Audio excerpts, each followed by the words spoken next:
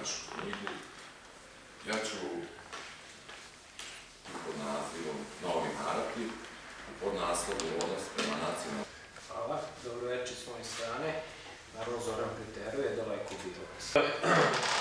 Nalazimo u takvom vremenu gde sve... Šta je ponukalo Marinu da napiše u knjigu, to nam otkriva na prvi toga koji tumači. Pa sad imate čitav niz kvazi istoričara koji će tvrditi...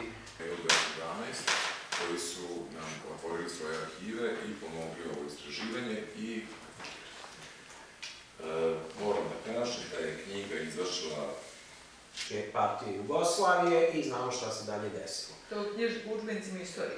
Kažem, desili se, takvi su kakvi jesu, ali očigledno, kažem, daje jedan širi kontekst i pokazuje možda i sudbinu naroda, nacije, države i slično, pa između ostalih zastupnik takve teze bio je i došlo do tog takozvanog buđenja nacije. Percepcije koje su imale u najširoj javnosti.